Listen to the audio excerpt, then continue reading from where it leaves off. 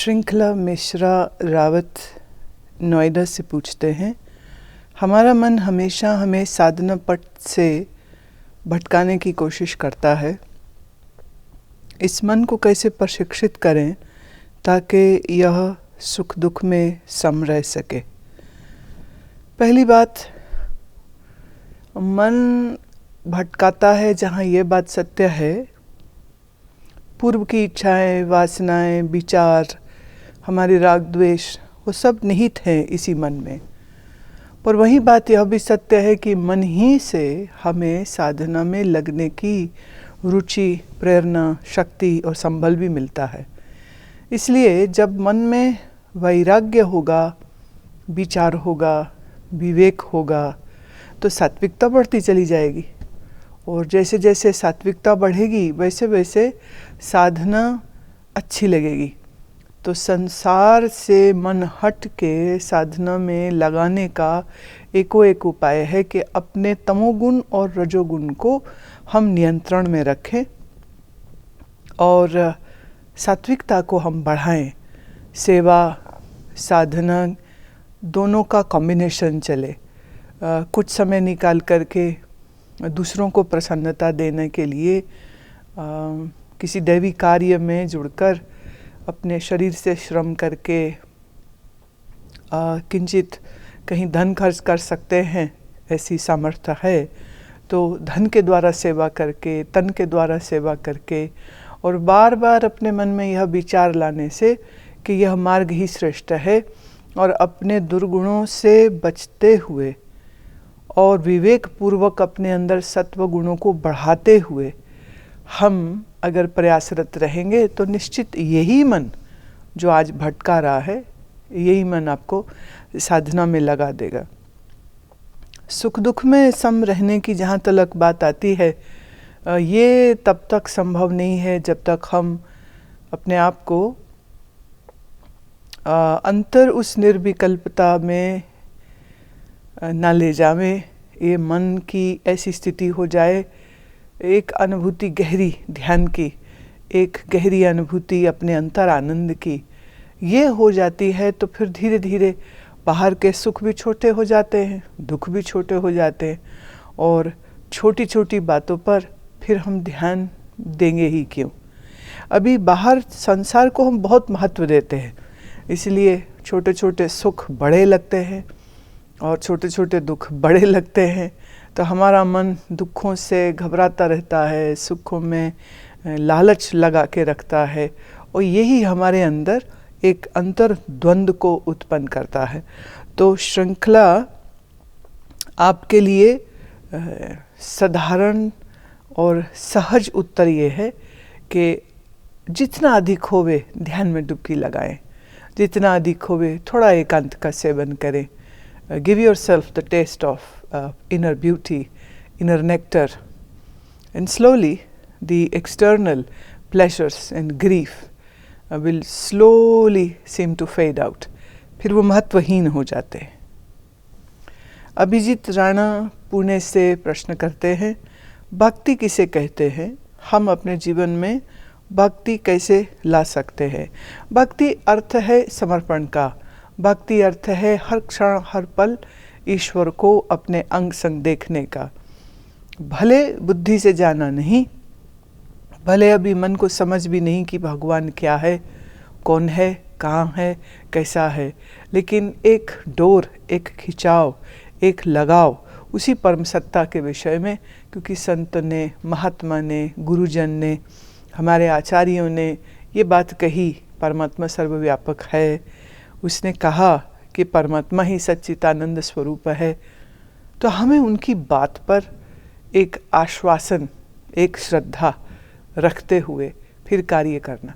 आप कहो जी ये तो अंधश्रद्धा होगी, तो फिर न्यूटन का दिया ग्रेविटी लॉ आपने खुद तो टेस्ट नहीं किया है, आपने खुद तो प्रयोग नहीं किया है, लेकिन आपको न्यूटन के कहने पर विश्वास है। सामने आप जब प्रकृति देखते हैं कि कोई चीज़ उछालो वो नीचे गिरती है तो पुष्टि भी हो जाती है। पर बहुत सी चीज़ें हैं विज्ञान ने जो हमें दी, जिनकी आप पुष्टि नहीं कर पाते हैं, जैसे ये बल्ब रोशनी कैसे दे रहा है, जैसे करंट कैसे फ्लो करता है, जैसे पानी में से बिजली हमने कैसे उत्पन्न कर ली, लेकिन हम बिजली का उपयोग करते हैं और हम साइंटिस्ट की कही हुई बातों को आस्था से देखते हैं। तो अगर साइंटिस्ट की बात को आस्था से देखते हैं, समय पाकर अपनी योग्यता और शिक्षा से हम उनके कहे गए लॉज को वेरीफाई कर सकते हैं। ऐसे ही ऋषियों, महात्माओं, गुरुजनों की बात पर आस्था भी करना, श्रद्धा भी करना, और जैसे जैसे आपकी क्षमता अच्छी हो जाए तो उनके कहे सब तथ्यों को, उनके द्वारा कहे सब सत्यों का आप परीक्षण भी कर सकते हैं, निरीक्षण भी कर सकते हैं। It all depends upon how deep you wish to go into this inner exploration।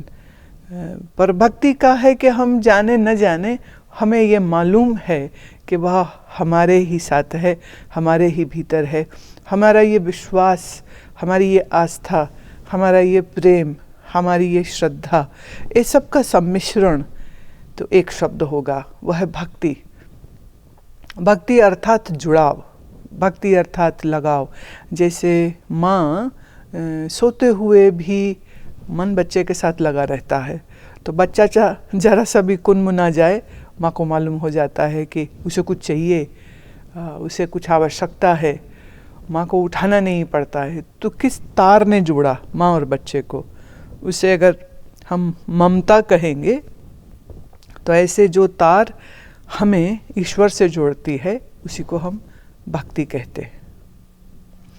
Sangeeta Mehta Chennai से प्रश्न पूछते हैं, योग निद्रा में मैं गिनती सही से नहीं कर पाती, कृपया मार्गदर्शन दें। गिनती आप सही से इसलिए नहीं कर पाते हैं क्योंकि आप सो जाते हैं, और अगर सोते नहीं हैं तो किन्हीं विचारों में खो जाते हैं। और जब आप पूर्ण रूपेण विश्राम में नहीं जाएंगे, रिलैक्सेशन में नहीं उतरेंगे, आपसे उल्टी गिनती सही से हो नहीं सकती। कभी कभी शरीर बहुत थका हुआ हो तो योग निद्रा बहुत बढ़िया माध्यम है एक अच्छी सी नींद लेने के लिए। तो थोड़ा ये ध्यान रखें कि जब भी आप योग निद्रा करने लगें, शरीर से थके हुए ना हो, मन में कोई उलझन, कोई थकान ना हो, तो सर्व ओर से निवृत्त होकर के विश्राम की अनुभूति करते हुए जब आप योग निद्रा में जाएंगे तो आपकी जागृति बनी रहेगी, और फिर श्वास अंदर जाना बाहर आना, उसके साथ फिर गिनती को जोड़ना कितना कठिन हो सकेगा, बहुत सहज हो जाएगा। इसलिए तनाव ना करिएगा, थोड़ा सा सहज रहते हुए थोड़ा अपनी दिनचर्या को सही रखें। अगर रात नींद आपकी सही नहीं हुई तो भी योग निद्रा में सो जाएंगे, थकान होगी तो भी, और मन किसी बात से उलझा है या परेशान है तो भी मन उसका विचार करेगा, तो गिनती पर ध्यान नहीं रहेगा, सो उल्टी गिनती हो नहीं पाएगी। तो नींद के कारण या मन की चंचलता के कारण आपकी योग निद्रा अभी सही से हो नहीं पा रही। तो प्रयास करते रहिए, थोड़ा समय अपने आप को दीजिए, थोड़ा शरीर का जो विश्राम है उस पर भी ध्यान दें। Body should be very well rested and mind should not have any conflict in it. तो कोशिश करें कि व्यवहार के समय पर दोस्तों के साथ, मित्रों के साथ, परिवार के साथ आप कुछ तनाव उत्पन्न ना होने दें। परिस्थितियाँ कभी कभी कठिन हो सकती हैं, but that doesn't means that we should perturb and disturb our mind. तो व्यवहार की थोड़ी कुशलता लाइए, थोड़ा आसनों का अभ्यास रखिए, थोड़ा प्राणायाम रहे, तो ये थोड़े थोड़े इंग्रेडिएंट्स सब मिल करके योग निद्रा को बहुत अच्छा कर देते हैं। प्रवीण कुमार फाटंगड़े पुणे से पूछते हैं, जब मैं प्रणव ध्यान करता हूँ तो बहुत रोना आता है, परंतु बाद में बहुत हल्का महसूस होता है। मुझे समझ नहीं आ रहा ये कौन सी दबी भावनाएं बाहर निकल रही हैं। मेरी साधना में उन्नति हो सके, कृपया कुछ निर्देश दें। प्रणव के समय पर अगर रोना आ रहा है तो उसमें दिक्कत क्या है, कभी कभी रो लेना भी अच्छा है। रोना सिर्फ दुख, निराशा, पीड़ा का ही नाम नहीं है। दुख कभी कभी सुख, अंतर आनंद, अंतर ठहराव का नाम भी होता है। अगर मन चंचला नहीं हो रहा है, मन में कोई क्लेश उत्पन्न नहीं हो रहा है और आपके आंसू आते हैं, तो ये तो एक शुभ लक्षण है। अगर अंदर बही कुछ भावनाएं दबी हुई थी और वो बह रही हैं, तो वो भी अच्छी बात है, मन हल्का हो जाएगा। तो क्यों आ रहा है रोना, ये प्रश्न आपके लिए ज़्यादा कष्टकारी हो रहा है। ये प्रश्न हटा दीजिए, रोना है रो लीजिए, प्रणव कर रहे हैं, अरे उसके नामस्मरण में प्रणव की उस जो हुंकार उठती है, वो जो उसका उच्चारण हम करते हैं, तो कभी कभी मन को स्पंदित वो कर देता है। और जब मन स्पंदित होगा तो कुछ तरंगें हैं जो उत्पन्न हो जाती हैं। इसलिए रोना अशुभ नहीं होता है, रोना सिर्फ दुख नहीं होता है, रोना सिर्फ परेशानी नहीं होती है। इसलिए इसे इशू मत बनाइए। Let it be so, enjoy every moment when you are doing it. बहुत अधिक विश्लेषण करना भी कुछ समझदारी की बात नहीं होती। कुछ चीज़ें ऐसी हैं जिन्हें हम अनुभव करते हैं जब, और पूरी गहराई से जब उसका अनुभव करते हैं, तो वो हमें किसी एक अच्छे मोड़ पर ले आती है। सो ऐसी ही भावना के साथ आप प्रणव को करते रहिए, आपका निश्चय ही बहुत बहुत कल्याण होगा और बहुत अच्छे से आपकी साधना चलती रहेगी। कुप्पा स्वामी वेल्लोर से पूछते हैं, शरीर के मर जाने के बाद आत्मा का क्या होता है, ये कैसे और कब दूसरे शरीर में प्रवेश करता है। पहली बात तो यह है कि आत्मा शब्द ना लेकर के अगर हम जीवात्मा कहें तो ज़्यादा अच्छा रहेगा। जीवात्मा का क्या होता है ये पूछे हम, आत्मा का क्या होता है ये प्रश्न बनता नहीं, क्योंकि आत्मा एक देशी नहीं है। आत्मा किसी एक शरीर, किसी एक मन के अंतर नहीं है, वह सर्वदेशी है, सर्वकाल उसी में है।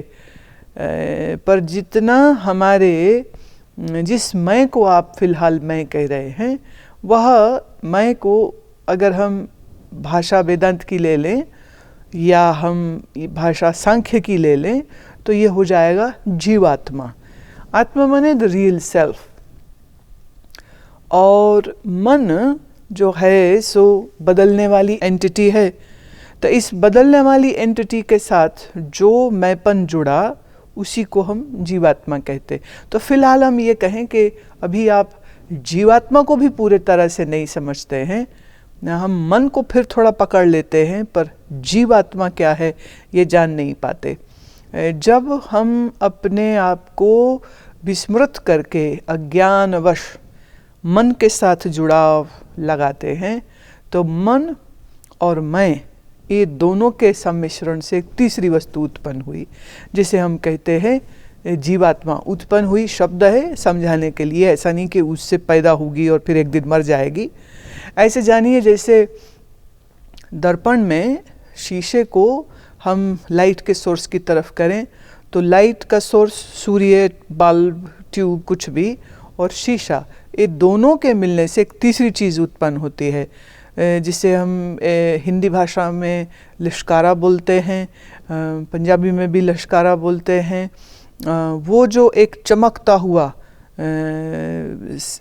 चीज़ निकल कर के आई, जो शीशे पर रोशनी के आने से उत्पन्न हुई, उस लिश्कारे को आप जीवात्मा जानिए। तो आत्मा समझ लीजिए जैसे वो लाइट सोर्स हुआ और मन आपका हुआ शीशे की न्याई। तो मन और आत्मा के मिलने पर ये जो तीसरा उत्पन्न हुआ दिखा, इसे हम कहते जीवात्मा। तो शरीर छूटने पर जीवात्मा देह छोड़ता है, जाएगा कहाँ? कहाँ जाएगा भाई? यही होता है जहाँ जहाँ उसकी इच्छाएं वासनाएं पूर्ण हो सकती हूँ, वहीं वहीं वो फिर से उत्पन्न हो जाएगा। कार्मिक कनेक्शन होता है, कर्म का संबंध होता है। तो एक शरीर छूटने के बाद दूसरे शरीर मिलने में कितना अंतराल होगा, ये तो प्रकृति ही जानती है। वो 3 दिन से लेकर 3 माह से लेके 3 वर्ष से लेके it can be a very long time. इसलिए कुछ निश्चित नहीं कहा जा सकता। इसी वजह से हमारे आचार्यों ने ये कहा कि मानव देह जो है वो बहुत कीमती है, क्योंकि एक बार छूटी तो पता नहीं दोबारा कब मिले, कैसे मिले। सो अभी जो हमारे पास शरीर है, जीवन है, इसका सदुपयोग हम कर लें तो ज़्यादा उत्तम रहेगा। चंद्रगुप्ता नवी मुंबई से पूछते हैं, हमें भगवान कृष्ण, राम, शिव, दुर्गा आदि के रूप में ईश्वर का सगुण रूप देखने को मिलता है और निराकार भक्ति में कोई रूप नहीं होता। जब मैं प्रणव ध्यान करता हूँ तब मुझे शरीर में स्पंदन महसूस होता है, आज्ञा चक्र के स्थान पर प्रकाश दिखता है। कृपया बताएं कि वास्तविक भक्ति क्या है। वास्तविक भक्ति तो प्रेम की मस्ती है, परमात्मा का प्रसाद है, परमात्मा के उस नाद का अंतर श्रवण है, परमात्मा के उस आनंद का झरझर पान करना भक्ति है। और दूसरी जो आपने लिखी, प्रणव करने पर स्पंदन होता है, बहुत अच्छी बात है। आज्ञा चक्र में प्रकाश दिखता है, ये भी बड़ी अच्छी बात है। तो इसमें प्रश्न का सिरा तो आपका एक ही निकल रहा है कि भक्ति क्या है। भक्ति अर्थात परमात्मा से मेरा संबंध। आप कहते हैं सगुन में तो कुछ दिखता है, दुर्गा, शिव, हनुमान। अच्छा भाई, अगर हम थोड़ा सा लॉजिकल होकर के चलें, तर्कपूर्ण होकर के चलें, तो आपके सामने जो दुर्गा का चित्र है वो असली दुर्गा का नहीं है, वो किसी आर्टिस्ट की कल्पना है। शास्त्र ने जैसा उसका स्वरूप वर्णित किया वैसा, ऐसे ही बाकी सब अवतारों की, महापुरुषों के हम जितने भी चित्र देखते हैं या मूर्ति देखते हैं, तो वो असली वाले तो नहीं है अभी, तो वो किसी कलाकार की कल्पना है। तो अभी फ़िलहाल आपने कलाकार के मन की कल्पना को देखा है उस चित्र के रूप में। असली दुर्गा से कहाँ मुलाकात हुई, असली कृष्ण से कहाँ मुलाकात हुई। असली कृष्ण से मुलाकात करने का अभी तो प्रावधान आपने बनाना है। तो रही बात निराकार में कुछ दिखता नहीं, तो आपसे मैं कहूँगी चंद्रगुप्ता जी, जब आप कहते हो मैं, तो मैं में शरीर दिखता है, मैं तो दिखती नहीं, और मन भी नहीं दिखता, और बुद्धि भी नहीं दिखती, और तुम्हारे प्राण भी नहीं दिखते, ये भी तो सब निराकार ही है ना। पर आप इस मैंपन को भी जानते हो, मैं हूँ ये जानते हो, मन है ये जानते हो, श्वास चल रही है, जीवन है ये जानते हो, कैसे चलता है जीवन ये नहीं जानते हो, है जीवन ये तो जानते हो। तो निराकार तो बहुत कुछ है, और सृष्टि में जो कुछ आज साकार रूप से दिखता है वो भी कभी निराकार था और फिर कभी वापस निराकार हो जाता है। परिस्थितियों में अलग अलग रूप से चीज़ें दिखाई देती, जैसे खुशबू दिखती नहीं, फूल दिखता है। हाँ, पृथ्वी दिखती है, पर पृथ्वी की जो सुगंध उठती वो कहाँ दिखती है। तो अब आप कहो कि निराकार में तो कुछ मिला नहीं, ऐसा नहीं हम कह सकते हैं। ये कहो कि अभी बुद्धि उतनी सूक्ष्म नहीं हुई कि निराकार को समझ सके। इसलिए संतों ने कहा, जब तक निराकार की समझ न लगे तब तक आप सगुण साकार की उपासना करिए, मन को ईश्वर में लगाइए, और फिर धीरे धीरे जैसे जैसे आपकी क्षमता, योग्यता, ज्ञान, सत्व गुण बढ़ता जाएगा, वैसे वैसे फिर इन सब विषयों में प्रवेश करना सहज हो जाएगा। तरुण पटियाल, नई दिल्ली से, एक अच्छा शिष्य बनने के लिए क्या क्या गुण होने आवश्यक हैं? मैं अपने जीवन को अनुशासन से जीना चाहता हूँ, कृपया मुझे सही मार्ग दिखाएं। तरुण, अच्छा शिष्य बनने के लिए सबसे बड़ी चीज़ है जो हम कह सकते हैं कि हमें शिष्य होना है, ये एक अच्छा ख्याल है, ये आना पहले, सबसे पहले तो यही ज़रूरी है। रही बात गुणों की कि कैसे गुण होने चाहिए, तो बड़ा कठिन है ये काम, पर फिर भी मैं कह देती हूँ। सबसे पहले अपने मन बुद्धि को सत्वगुणी बनाना चाहिए, फिर इस मन बुद्धि से अपने गुरु के प्रति आपकी इतनी अनंत भावना, प्रेम और श्रद्धा की होनी चाहिए कि सद्गुरुदेव ही मेरे लिए साक्षात ब्रह्मा हैं, विष्णु हैं, शिव हैं, मेरे नारायण हैं, ऐसी भावना होनी चाहिए। गुरु गीता कहती है कि जिसने गुरु को इस स्वरूप में देख लिया कि गुरु ही मेरे लिए सर्वस्व है, मेरा परब्रह्म है, मेरा ईश्वर है, तो उसकी तो सारी साधना यहीं ख़त्म हो गई। अब और क्या करेगा, साक्षात ईश्वर ही तो है सन्मुख में। तो गुरु के प्रति अनंत प्रेम और अनंत समर्पण। अनुशासन में रहने के लिए विवेक चाहिए। तो गुरु से मिले ज्ञान को अपने मन में हमेशा संभाल के रखे। तो कुछ बोलने से पहले देखे कि अगर मेरे गुरुदेव इस परिस्थिति में होते तो कैसे बोलते, कैसे सोचते, कैसे करते। तो वो विवेक अपने जीवन में ला करके सदैव मीठी बाणी बोलना, नम्रता में रहना, जिज्ञासा को बढ़ा के रखना और अपने सुमिरन, भजन, प्राणायाम, आसन में इतनी निष्ठा लगा देना कि सूर्य निकलना भूल जाए पर आप ब्रह्म मुहूर्त में उठना ना भूलो। और आप अपने आसन प्राणायाम के बाद मन को कहीं लगाया ही नहीं और सीधे जब फिर मंत्र करने बैठे तो मन वहीं लग जाएगा एकदम। मन मंत्राकार हुआ तो ये मंत्र की सिद्धि पे ले जाएगा। और मन ब्रह्म की चिंतना करने बैठा तो ब्रह्माकार वृत्ति उत्पन्न हो गई, आत्माकार वृत्ति उत्पन्न हो गई, तो समस्त ज्ञान का नाश हो जाता है।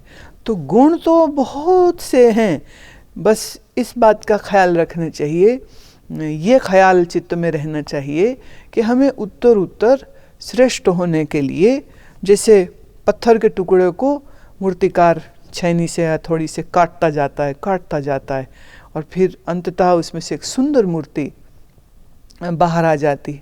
ऐसे ही अपने इस पत्थर हो चुके मन को ज्ञान की छैनी से, वैराग्य की हथौड़ी से काटते जाए तो जो कुछ निरर्थक है वो सब निकलता चला जाए। तो पीछे जो बचेगी श्रेष्ठता, वो होगा एक अच्छा शिष्यत्व का जन्म। सिदेरा अली पूछते हैं साउथ अफ्रीका से, कृपया मेरे आध्यात्मिक उन्नति के लिए मुझे राह दिखाए। राह तो हम दिखा ही रहे हैं, रोज़ आप सुन ही रहे हैं, तभी तो ये प्रश्न भी पूछा है। बस जो कह रही हूँ उसको समझते जाइए और अपने जीवन के में एक अटूट अंग जो है वो साधना को बनाइए। तो प्रभु नाम गाना, सुमिरन करना, ध्यान करना, सत्संग सुनना और अच्छे अच्छे श्रेष्ठ शुभ कर्मों को करते रहना, ये हमारे जीवन का एक अकाट्य अंग हो जाए। This is how we should live, being a very good human, a very good human with a great good heart, which is filled with love, which is filled with empathy for others, respecting others, loving others, serving others, and keeping this mind always happy and tension free. This is the best way to achieve the spiritual development. Azamgarh से राहुल पूछते हैं, मैं हर रोज़ सूर्य को जल अर्पित करता हूँ, फिर वह पानी बहकर तुलसी के पौधे में जाता है। कुछ लोगों को कहना है कि रविवार को तुलसी को जल नहीं देना चाहिए, कृपया मुझे क्या करना चाहिए? देखिए, अब ये किसकी मान्यता है कि जल नहीं देना चाहिए? कभी कभी लोग अपने मन से कुछ बातें बना लेते हैं, फिर लोग दोहराते रहते हैं, धीरे धीरे वो एक विश्वास का काम ले लेता है, पर ऐसा नहीं है। रविवार तो उल्टे सूर्य का दिन है, इसलिए तो रविवार, सूर्य का वार, तो उस दिन तो जल निश्चित चढ़ाना चाहिए और तुलसी को जल तो निश्चित ही देना चाहिए। ऐसा मैं तो नहीं समझती हूँ कि रविवार को तुलसी को जल नहीं दिया जा सकता है, और ऐसा कोई भाव अगर आपके मन में किसी ने बनाया है तो मुझे लगता है कि वो शायद जानते नहीं हैं, इसलिए ऐसा कह रहे हैं। राहुल चवन औरंगाबाद से पूछते हैं, जीवन में सद्गुरु की खोज करनी चाहिए या सद्गुरु के जीवन में आने की प्रतीक्षा करनी चाहिए? देखो भाई, अगर आपके पास कोई गारंटी है कि ज़िंदगी बड़ी लंबी है तो बैठ के करते रहो इंतज़ार। पर वैसे और किस किस चीज़ का इंतज़ार करते हो? पैसे कमाने जाते हो, घर बैठे इंतज़ार करते हो? सोचो। और भूख लगती है तो बैठ के इंतज़ार करते हो, रोटी आनी होगी तो आ जाएगी, और प्यास लगे तो पानी भी अपने आप ही आ जाएगा। हम काहे जाएं ढूंढने के लिए? तो रोटी, पानी, पैसा सब तो ढूंढते हो, इतना श्रम करते हो। जहाँ बारी आई सदगुरु की, वहाँ आलसी काहे हो गए? तो आलसी मत होइए, और गुरु आ जाएं अपने आप से तो ठीक है। तो फिर बैठो और करो इंतज़ार औरंगाबाद में, किसी दिन गुरुजी आ ही जाएंगे। कुमार नायक पुरी से पूछते हैं, कृपया बंधुओं की साधना पर कुछ प्रकाश डालिए ताकि इंद्रियों का भटकना बंद हो और एकाग्रता बन पाए। बंधों के विषय में यह कहना है कि उसको मैं इस तरह टीवी प्रोग्राम से आपको नहीं बता सकती हूँ। आप नाड़ी शोधन प्राणायाम करीब आधा घंटा सुबह शाम और 1 घंटा आसनों का अभ्यास अगेन सुबह शाम, और आप नेति, कपालभाति और सूत्र नेति, कुंजल इत्यादि ये जो षट कर्म हैं, इन षट कर्मों को करिए और शरीर का शुद्धिकरण रखिए, आहार व्यवहार और विचार से शुद्धिकरण रखिए। 3 वर्ष अगर ये साधना आप कर पाएँ तो फिर आप तैयार हैं बंधों को अभ्यास में लाने के लिए। तो 3 वर्ष का मैं हाफ कर दूं तो भी 1.5 साल तो बनता है। आप इतना भर अभ्यास कर लीजिए, फिर सन्मुख होके आमने सामने मुझे यहाँ आश्रम गन्नौर ऋषि चैतन्य आश्रम में आकर के मिल लीजिए, आपको बंध सिखा देंगे। पर बंधों के बगैर हमारी इंद्रियों का भटकना बंद नहीं हो सकता है, मैं ऐसा नहीं मानती हूँ। इंद्रियों का भटकना हमारे लोलुपता, हमारे विषयीपने की वजह से होता है, और वो दूर होगा वैराग्य से। और एकाग्रता भर साधना हो तो वह तो प्राणायाम से ही हो जाती है, उसके लिए भी बंध नहीं चाहिए। एकाग्रता आसन के द्वारा स्थिरता ले आएं, तो आसनों से स्थिरता, प्राणायाम से एकाग्रता एक दफ़े बंध जाए तो फिर बंधों में प्रवेश करना कठिन काम नहीं होगा।